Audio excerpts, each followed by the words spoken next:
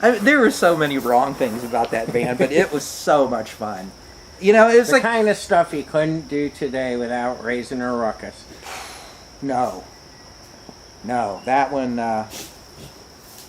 Yeah, I can't see that one playing. I don't know.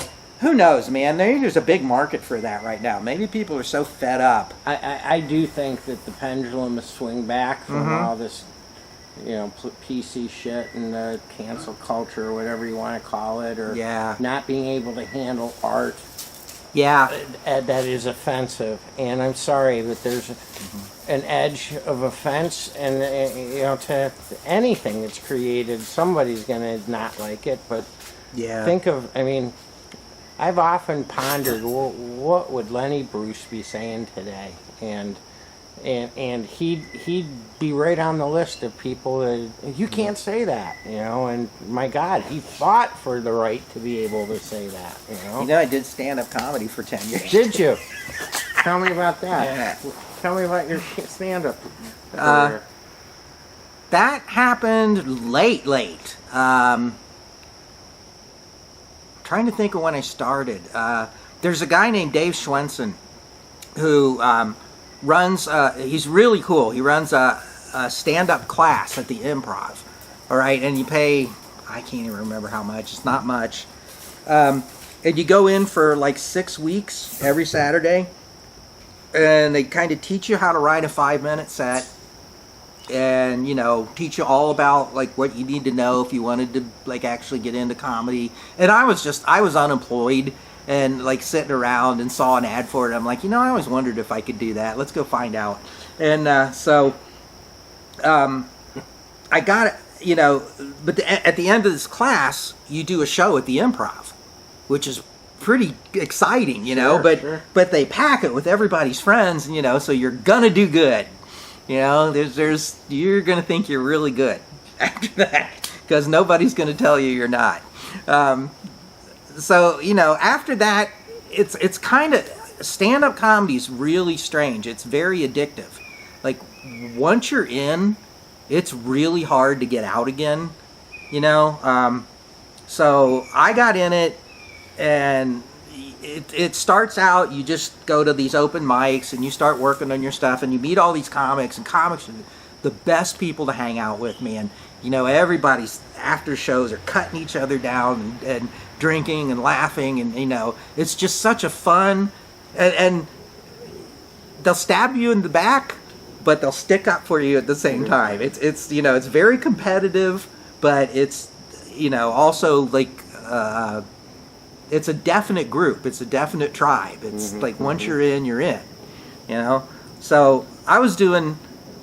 We started like they opened this club called Bossa Vita on Detroit Avenue, and it was the basement of this like bar, and these guys who ran it did such a great job with that, and it was like you had to work to get in. It wasn't like like open mics you could just kind of go, and they'll let you up. Half of the shows are really bad, but they really put like kind of a quality thing. They were working for was it Hilarities? I think so.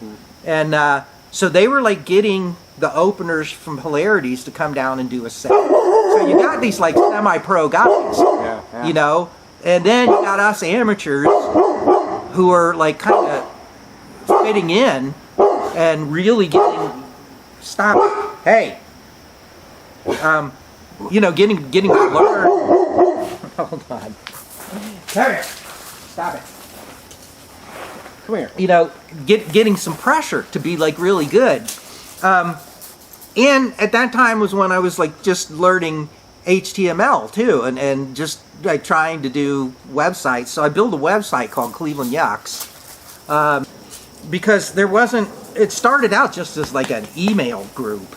And then, I built a website for it, and I started like figuring out what would a comic need to develop a scene, all right? Because there really wasn't like the Cleveland comedy scene at that point.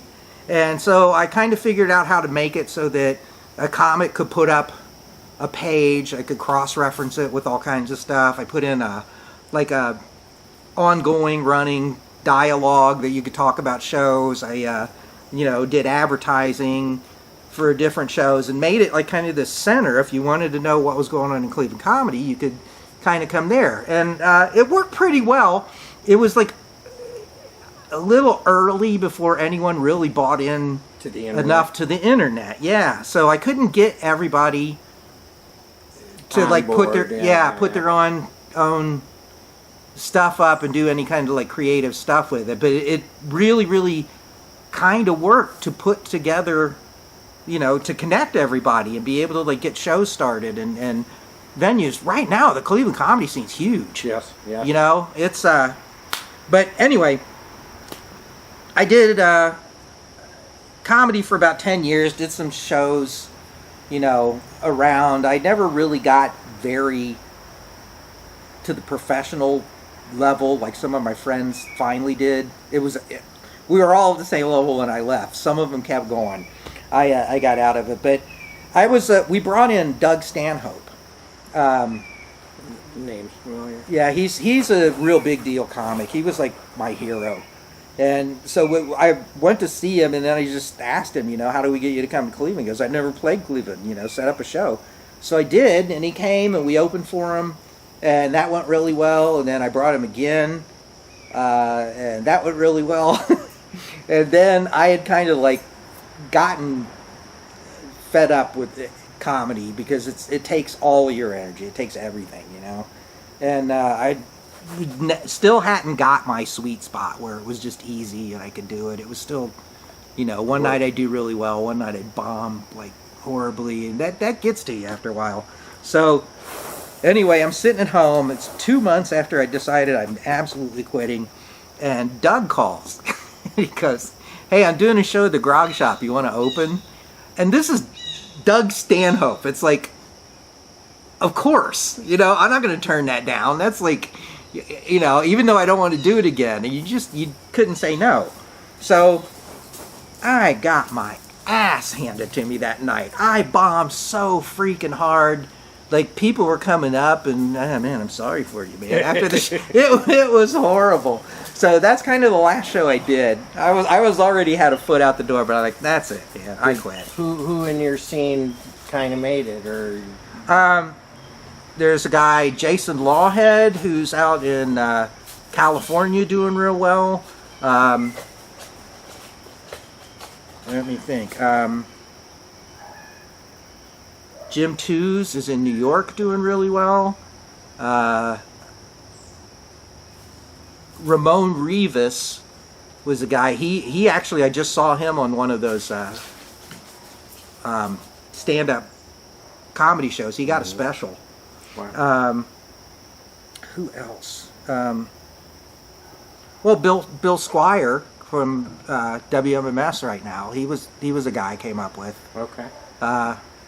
So he's like on the like a radio show, and he does comedy. He's the funny man on the morning Rover show or whatever. It's not Rover. He's not on. He's not MMS. Yeah, he is. He's MMS. He's I'm trying to think of what the name of the show is.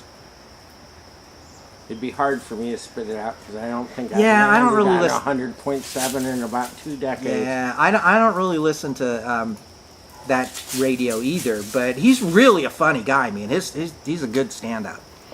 And then Mike Polk. Sure. Okay, so yeah, I love him. He's the freshest voice in Cleveland news. Yeah, I remember watching him do what he's told me was his first try at stand-up, and everyone was just shocked. He was so good. Like, and he was like, oh my God, I missed it. And I'm like, oh my God. I haven't seen anybody walk on a stage and take it like that. Wow. And yeah. No, he's a brilliant guy.